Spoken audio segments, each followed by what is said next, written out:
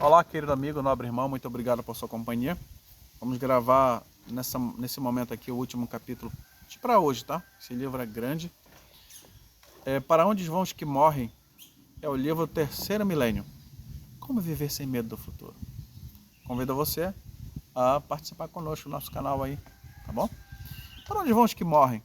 Satanás hoje ele tem utilizado tipos de ideias, filosofias para tentar nos enganar.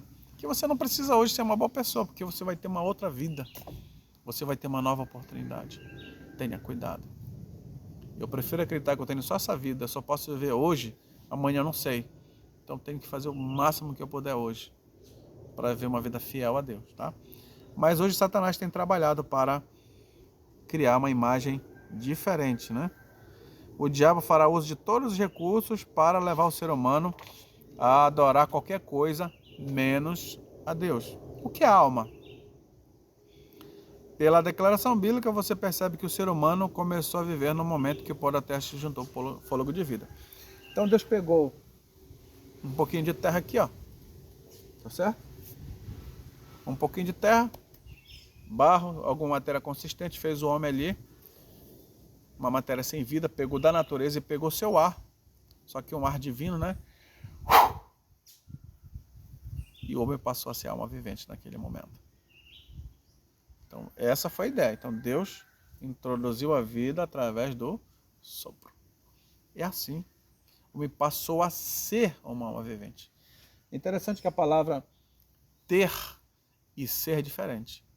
Ter uma alma é uma coisa. Se esse texto falasse que ele tem uma alma, logo essa alma sai do corpo e fica vagando por aí. Mas a Bíblia fala assim, o homem passou a ser. Então, muda totalmente a ideia. Então, como se fosse uma lâmpada de energia elétrica. Você aperta o botão ali, a lâmpada sem energia elétrica não é nada. Então precisa ter esses dois fatores ali, tá bom? Então, a alma é isso, é a união dos dois coisas. Quando o homem morre, acontece o contrário. Mas o espírito vai lá para Deus, a alma vai lá para Deus. Sim, em que sentido? Deus soprou. Onde é que existiu o ser humano antes? Onde é que o ser humano estava? Estava dentro de Deus? Não estava. Não existia. Foi o sopro. Ó. Quando Deus, vamos dizer, né?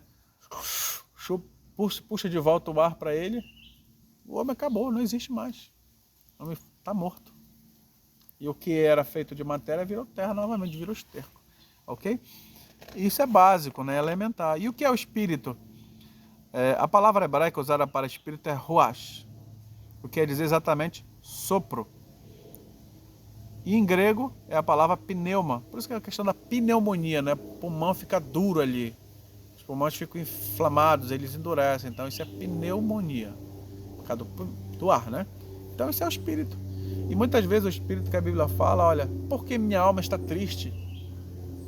Está falando de sentimentos. Está abatida a minha alma, né? Então o espírito, meu espírito hoje está desanimado, meu espírito está animado. Então nesse aspecto quer dizer consciência, né? Emoções. Se a Bíblia explica, é tão explícito afirmar que o ser humano morre, acaba a vida para ele, de onde vem a ideia de que a vida não acaba e que o espírito continua vindo após a morte? Então é uma obra satânica. Aparece vários contextos aqui que Saul falou com uma pessoa morta, falou com Samuel, mas a Bíblia deixa bem claro que é Satanás ali.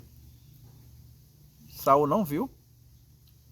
A única pessoa que viu foi aquela mulher ali, tá certo? Então Satanás hoje utiliza, né? Falei com meu parente ali, tem que ter cuidado. Vai dar um conselho, não faça mais tal coisa. E ele vai usar palavras, tons de voz, vai usar tudo para poder enganar. E nós temos que ter um cuidado, né?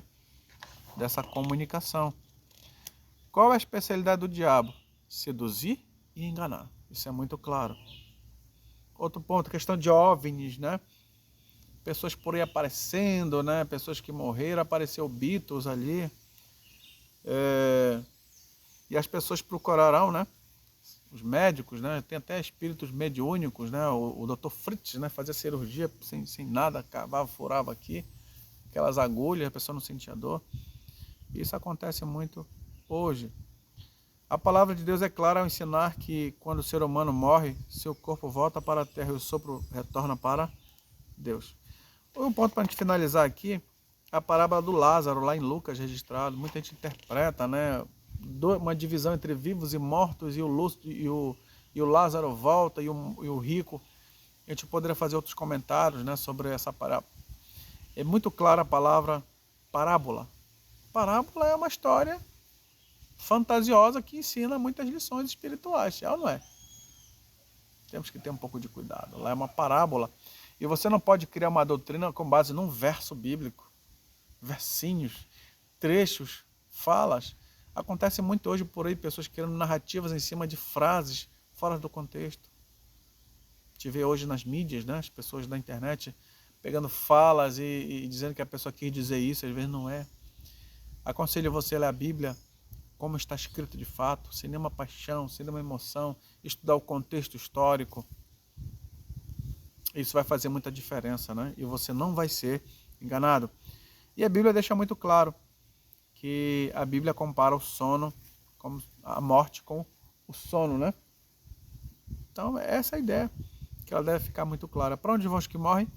Para o pó da terra. E para onde vão futuramente? Vão ficar a eternidade mortos? Isso vai ser um outro contexto de salvação. Morte eterna ou morte provisória. Porque eu e você, caro amigo, finalizar esse vídeo hoje aqui, essa mensagem. Nós não fomos feitos para morrer.